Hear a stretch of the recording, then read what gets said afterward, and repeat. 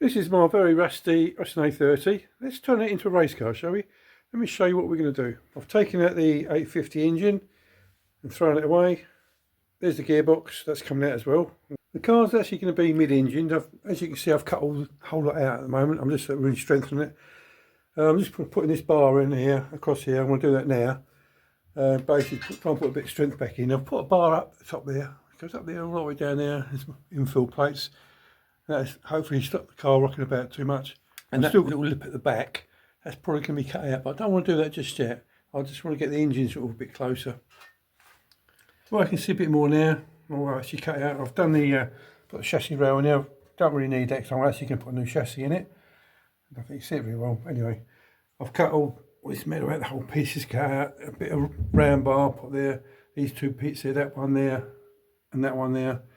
I've actually reinforced that to make a bit more strength. I've got all the rust off this piece here, and that's what it did look like before I get my finger out of the way.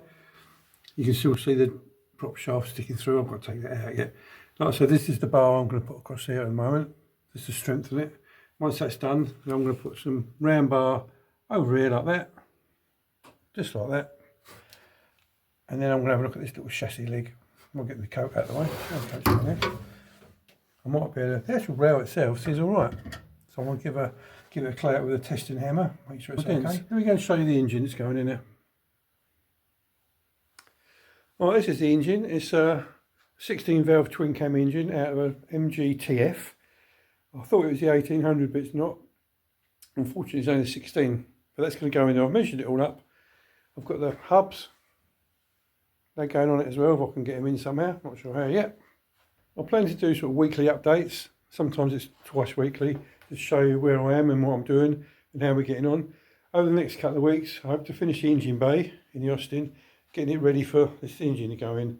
It should be quite a tight fit, but hopefully it will go in there. The worst scenario comes, I might have to put some flared arches, but I don't really want to do that.